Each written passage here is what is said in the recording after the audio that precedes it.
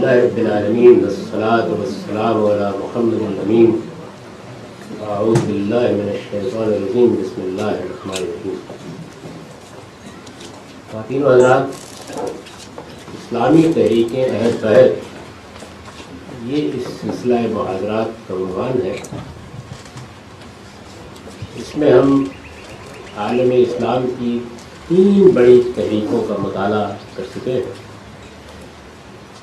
اور اس مطالعے کے نتیجے میں دور حاضر میں پہنچ گئے.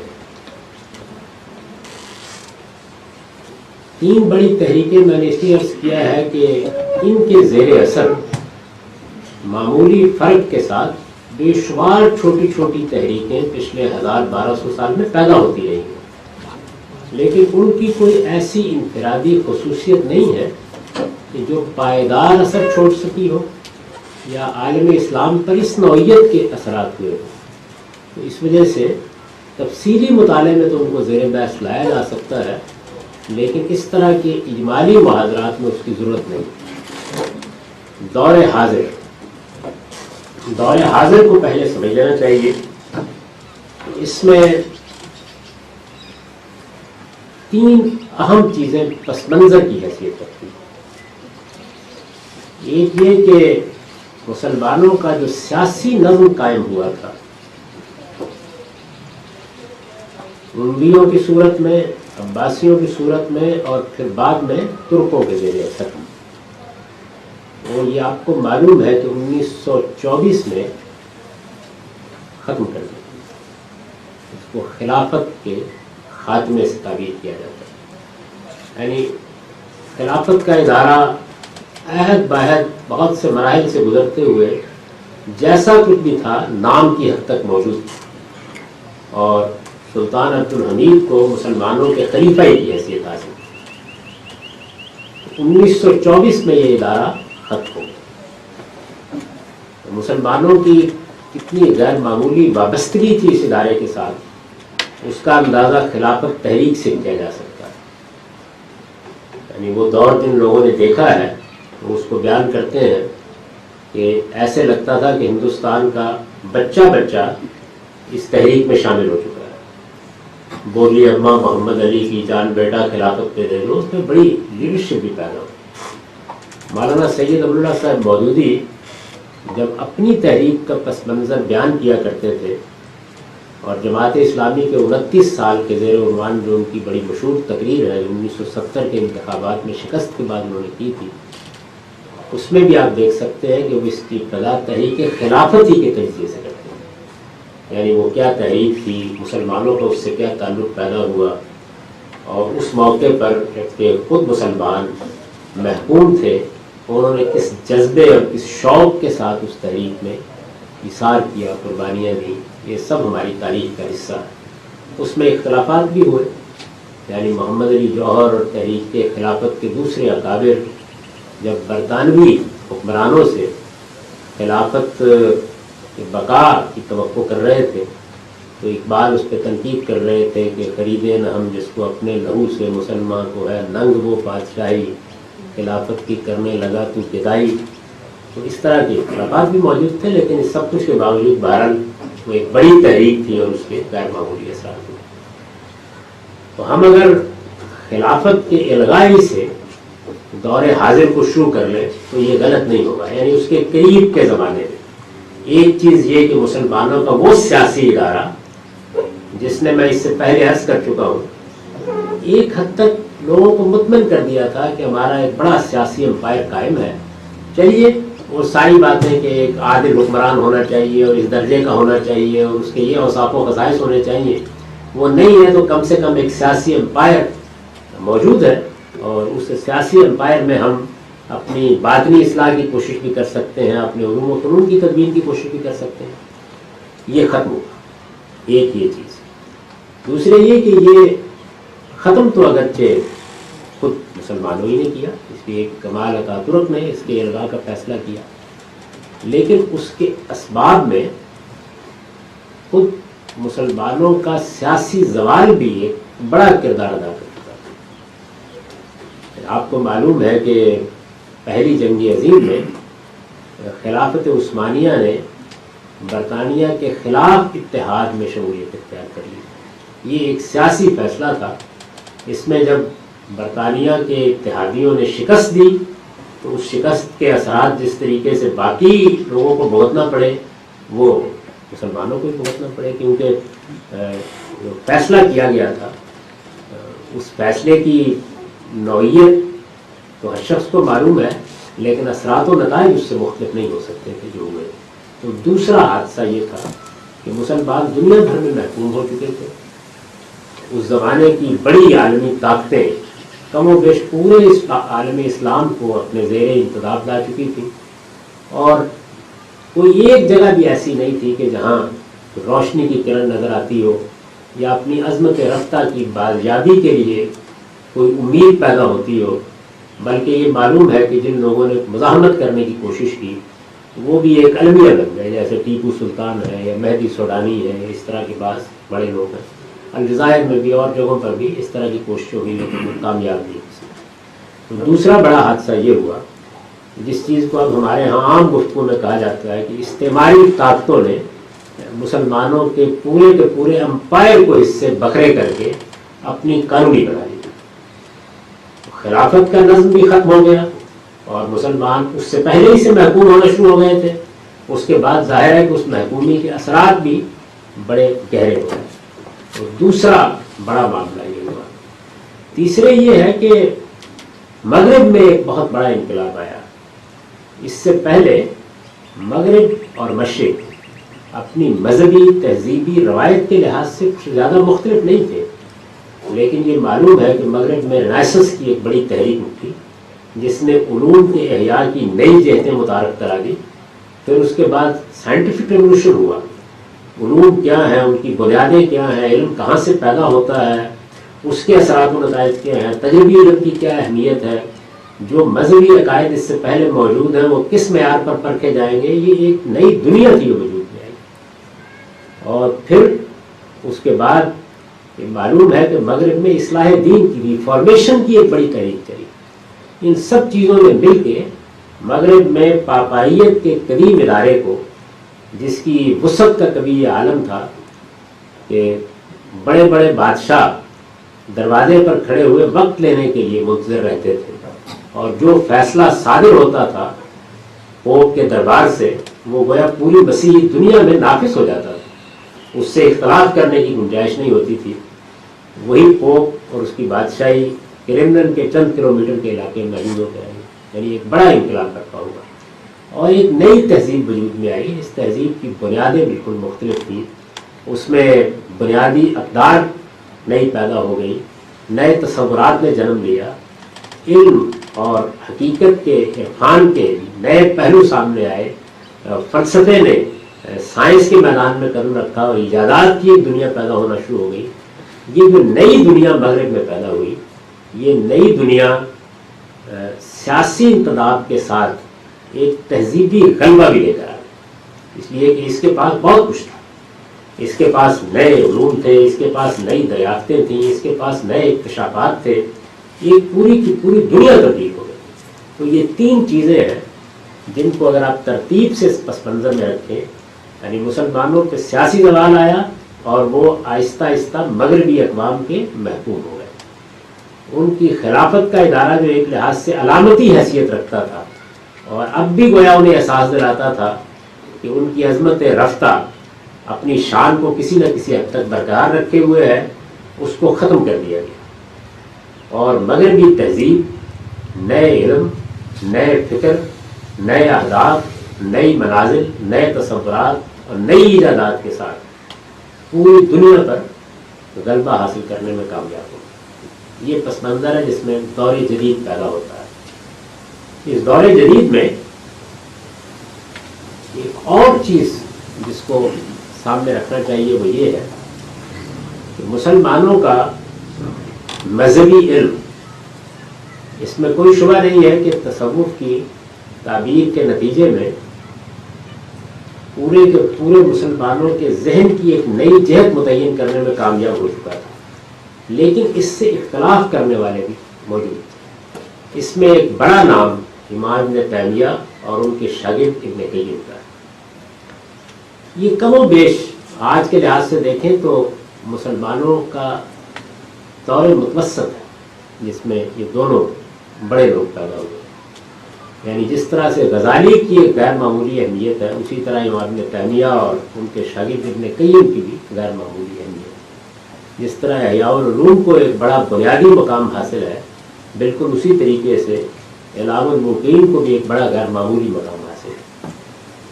ابن تیمیہ اور ان کے شاگرد نے ایک طرف تو صوفیانہ تعبیر کو چیلنج کیا اور دوسری جانب قرآن و حدیث کی بنیاد پر جو علم منتقل ہو رہا تھا اس کی تطہیر کی کوشش کی، یعنی اس کو پاکیزہ شکل میں پیش کیا جائے.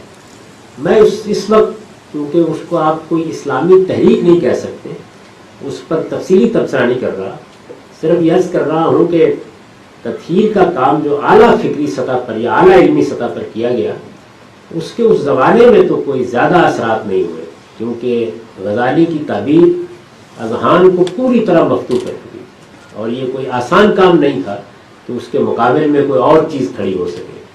لیکن آہستہ آہستہ یہ اثرات ہونا شروع ہوئے اور پھر سعودی عرب میں، موجودہ سعودی عرب میں، اس زمانے میں یہ سعودی عرب نہیں کہلاتا تھا، ریا کے علاقے میں محمد بن عبد الوہاب کی تحریک. محمد بن عبد الوہاب کی تحریک بھی اس لحاظ سے بڑی منفرد تحریک ہے کہ وہ اٹھی ایک بالکل سمجھیے کہ بے آب و گیا علاقے میں اٹھی، دیہات سے اٹھی. ابتدا میں اس نے مقامی شیوخ ہی کو متاثر کیا، نشت کے علاقے میں یہ تحریک اٹھی اور پھر دیکھتے ہی دیکھتے اس کی غیر معمولی کامیابیوں نے سعودی عرب میں ایک حکومت قائم کرنے میں کامیابی حاصل کی. یہ بھی کوئی غیر معمولی معاملہ ہے جو شاذ کسی تحریک کے ساتھ ہوا ہو، یعنی تحریک کامیابی کی منزل کو پہنچ گئی، سعودی عرب میں ان کی حکومت قائم ہو گئی. اس پر بھی میں اس وقت کوئی تفصیلی تبصرہ نہیں کر رہا کیونکہ اس سے آپ سب لوگ واقف ہیں اور آپ کو یہ معلوم ہے کہ وہاں جو حکومت قائم ہوئی ابتدا میں اس سے بڑی غیر معمولی توقعات وابستہ کی گئی، کیونکہ وہ ایک سلفی تحریک کے نتیجے میں قائم ہوئی اور سلفی تحریک کی بنیاد اس چیز پر تھی کہ دین کو ہر طرح کی آمیزش سے پاک کر کے جیسے کہ سلف صالحین کا طریقہ تھا اسی طرح پیش کیا جائے. اس میں خاص طور پر توحید اور توحید کے لوازم پر بہت زور بھی دیا گیا اور اس معاملے میں بعض غیر معمولی اقدامات بھی کیے گئے. عرب میں اس تحریک کی کامیابی کے بعد یہ خیال تھا کہ شاید جزیرہ نما عرب ایک نئی جہت اختیار کر لے گا اور وہ مسلمانوں کے احیاء کا مرکز بن جائے گا. چنانچہ ہندوستان سے بھی ہمارے جلیل القدر علماء وہاں گئے، انہوں نے جا کے وہاں ملاقاتیں کی اور مولانا محمد علی جوہر نے ایک بڑی جذباتی تقریر کر کے وہاں یہ کہا کہ جلد سے جلد یہاں شورا پر مبنی ایک جمہوری حکومت قائم کر دینی چاہیے. لیکن اس بات کو پذیرائی حاصل نہیں ہوئی اور سعودی بادشاہت قائم ہو گئی جو اس وقت بھی قائم ہے اور اسی سلفی تحریک کے نتیجے میں قائم ہے. سعودی بادشاہت اپنا قانون اسلامی شریعتی کو قرار دیتی ہے اور وہاں علماء کو بہت غیر معمولی اثر و رسوخ بھی حاصل، یعنی مذہبی معاملات میں بالعموم جب وہ کوئی فتویٰ دے دیتے ہیں یا کوئی بات کہہ دیتے ہیں تو سلطنت کا نظم اس کو نافذ کرتا ہے. اس میں ظاہر ہے مستثنیات بھی ہوتی ہیں لیکن بحیثیت مجموعی وہاں کا نظام بھی ہے.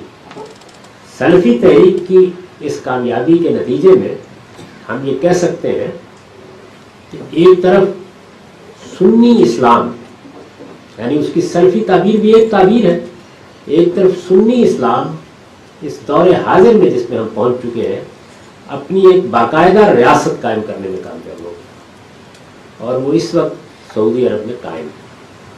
سنی علماء بادشاہت کو خلاف اسلام نہیں سمجھتے،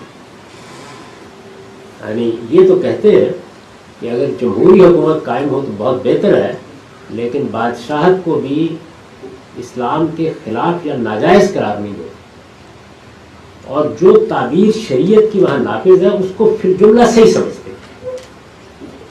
ان کے جذبات بڑی حد تک اس کے ساتھ وابستہ ہیں.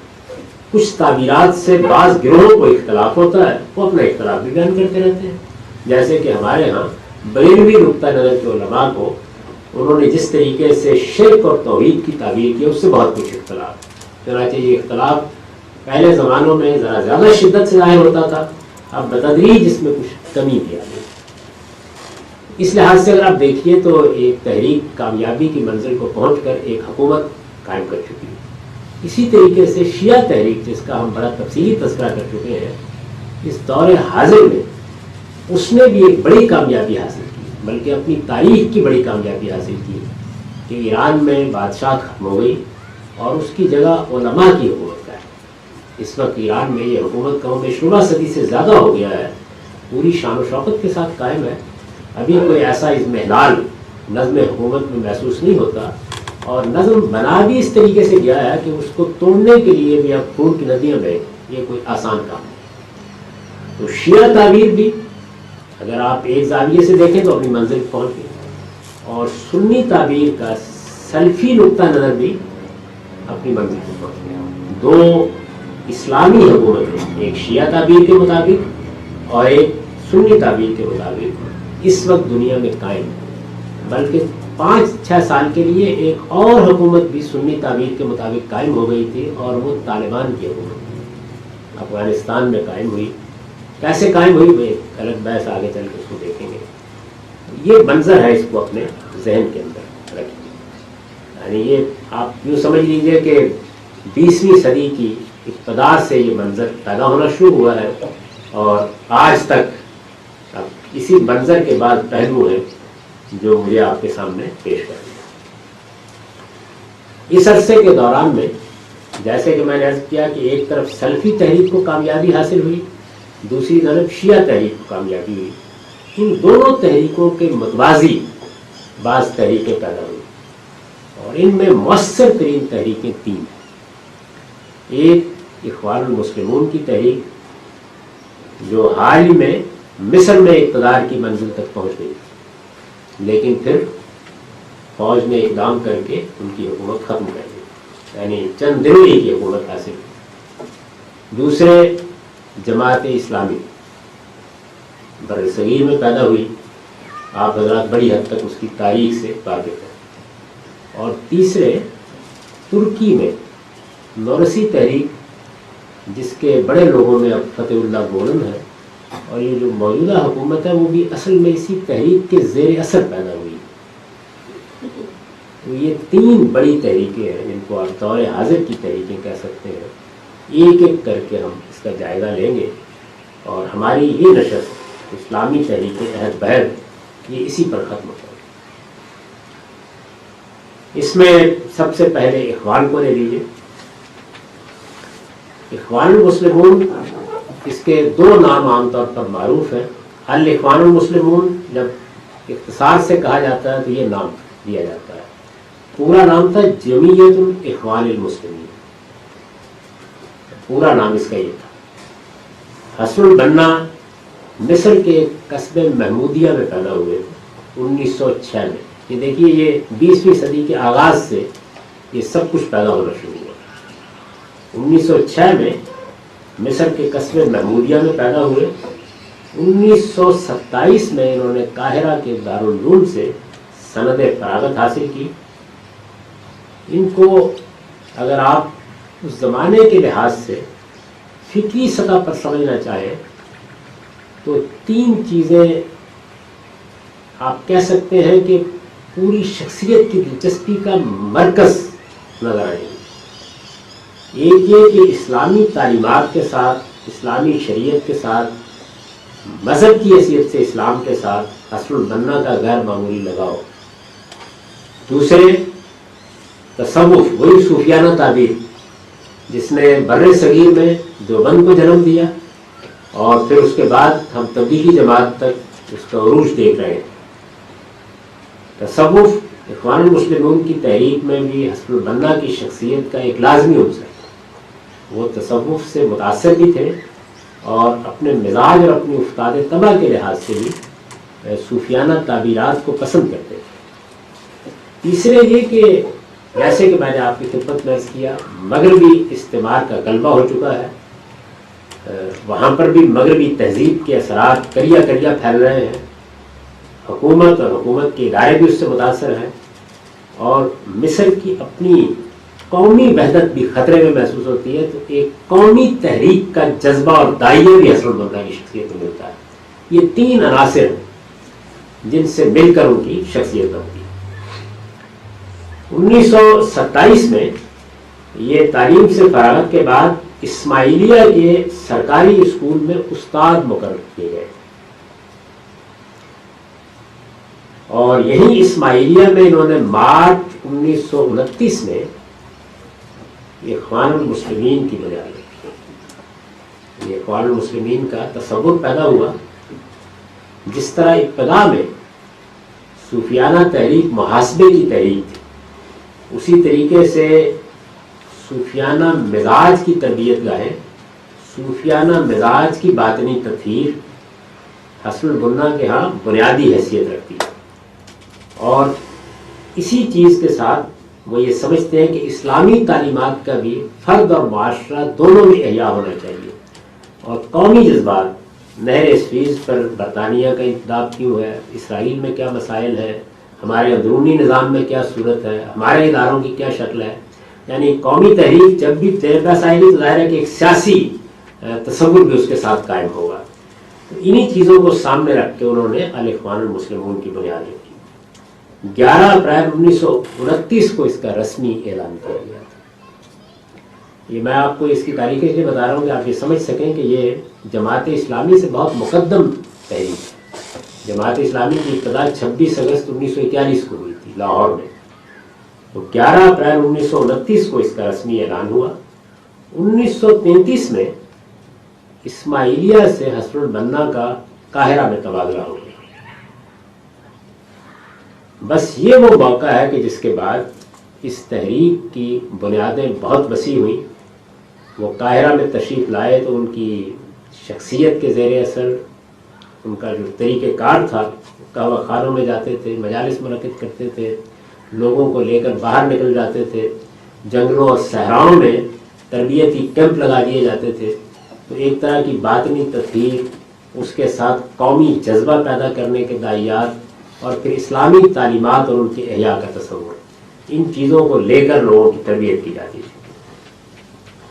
1933 کے تھوڑا ہی عرصہ بعد اخوان کی اہمیت ایسی ہو گئی، یعنی آپ دیکھیے کہ یہ 1927 میں فارغ ہوئے، 1929 میں یہ قائم ہوئی اور 1936 تک 33 تک پہنچتے پہنچتے یہ صورت ہو گئی کہ اب گویا حسن البنا اور اخوان اپنے کچھ مطالبات حکومت کے سامنے رکھ سکیں. اگر آپ کو یاد ہو تو جماعت اسلامی 1941 میں قائم ہوئی اور قیام پاکستان کے بعد اس پوزیشن میں آ گئی تھی کہ مطالبہ نظام اسلامی کی مہم چلا سکے. 4 نکات پر مبنی مطالبہ نظام اسلامی ہے جس سے مولانا سید اللہ صاحب مودودی نے یہاں پر اپنی سیاسی دعوت کی ابتدا کی. اخوان بھی اس منزل تک پہنچ گئے. 1936 میں فلسطین کی کشمکش شروع ہو. جب اعلان بلفور کے نتیجے میں اسرائیل کے قیام کی شروعات ہوئی تو 1936 میں فلسطین کی کشمکش شروع ہو گئی اور برطانیہ کے خلاف عرب مقاصد اور فلسطین میں فلسطینیوں کی حمایت یہ اخوان کے اپنے ایجنڈے میں بھی سر فہرست آ گئی. اس سے تحریک بے حد مقبول ہوئی.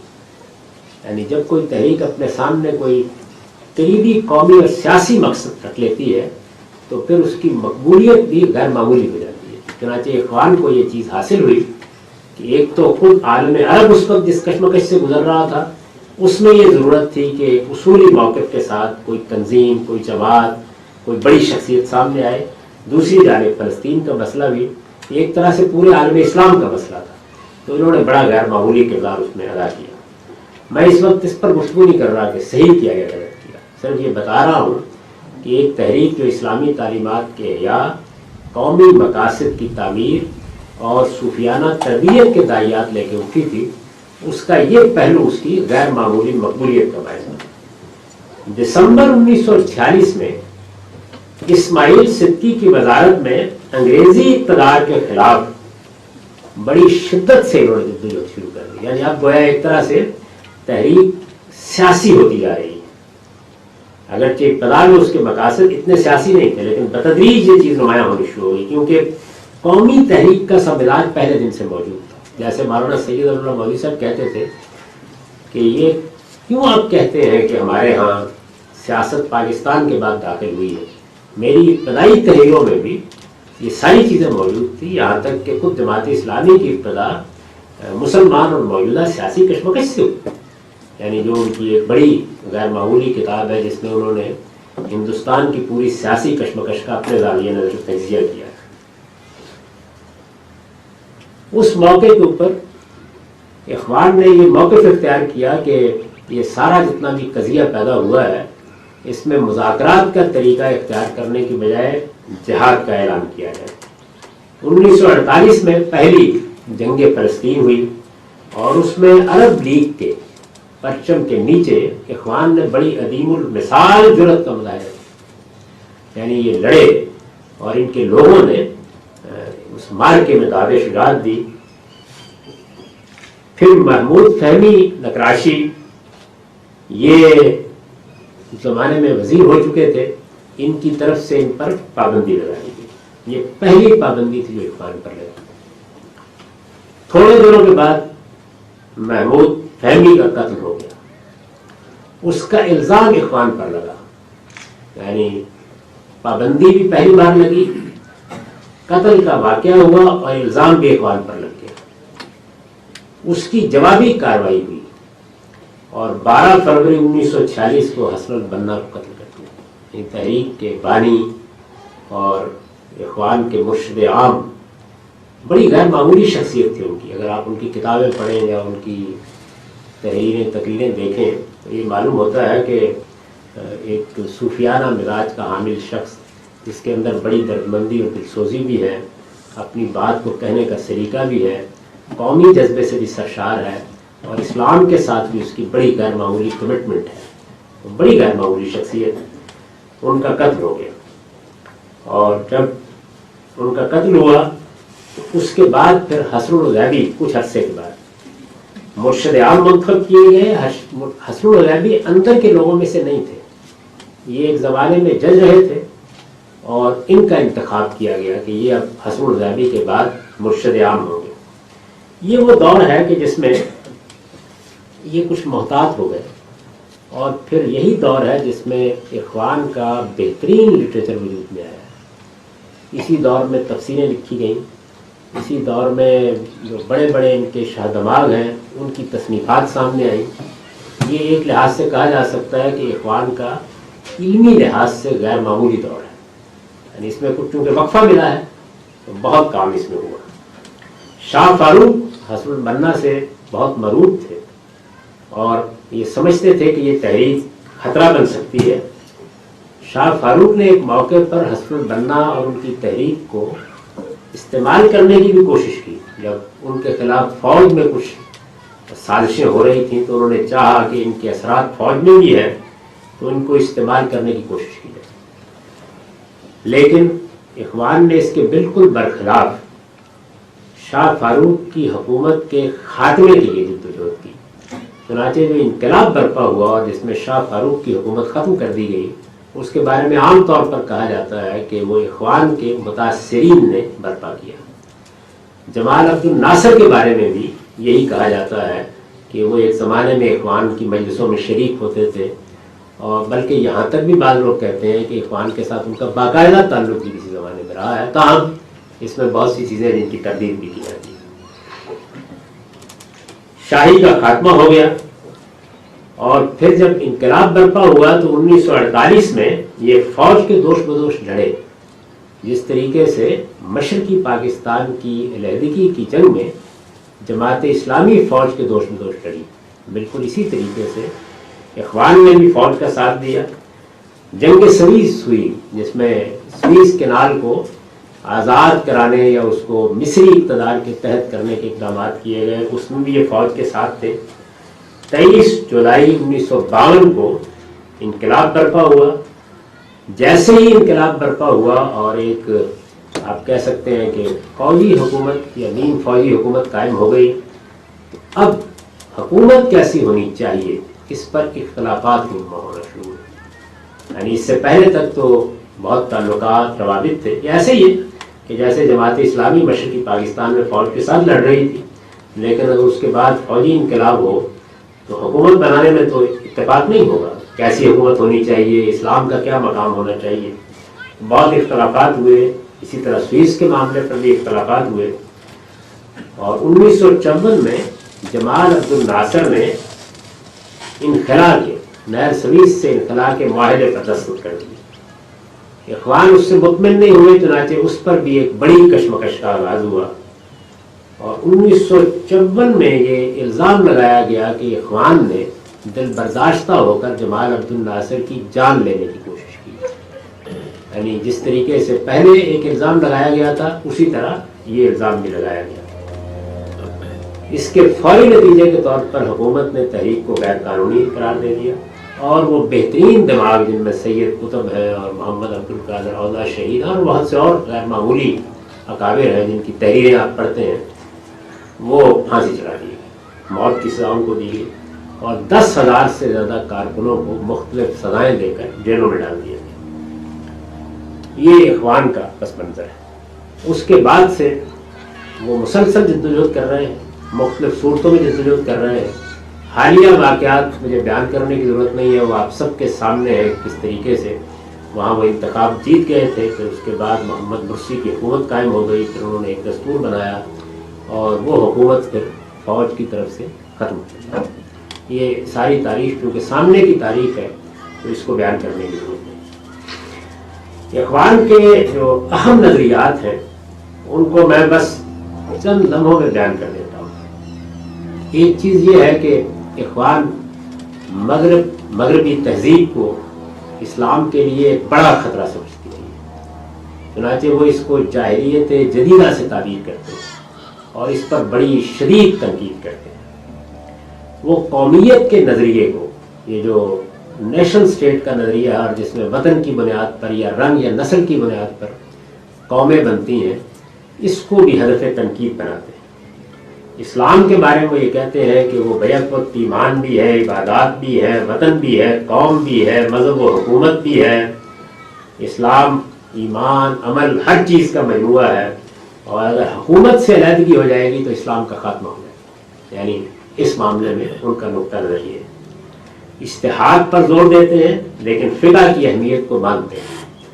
آخری سند کی حیثیت ان کے نزدیک قرآن و سنت کو حاصل ہے.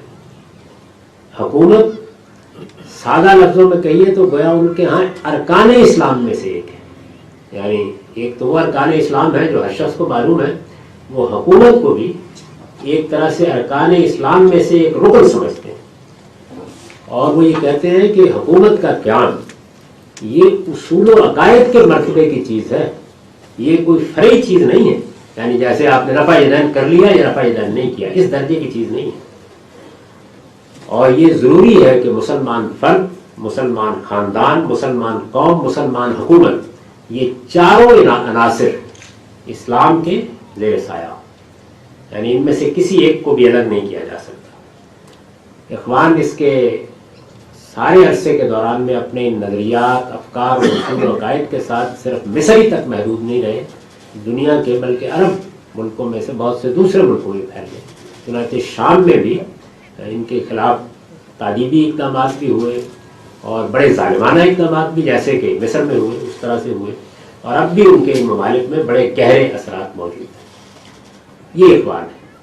عالم اسلام کی اب کہا جا سکتا ہے کہ اگر عرب دنیا کو سامنے رکھا جائے تو یہ مؤثر ترین اور ایک عظیم تحریک کی حیثیت رکھتے ہیں. میں نے اس کا ایک سادہ سا مختصر تعارف آپ کو کرا دیا ہے. یہ اخوان ہے. آپ نے ذکر کیا تھا حسن البنا کا کہ ان کی جو شروع میں ان کو ایجپشن مطلب مصری جو نیشنلزم تھا ان کی 3 پوائنٹ میں سے ایک تھا.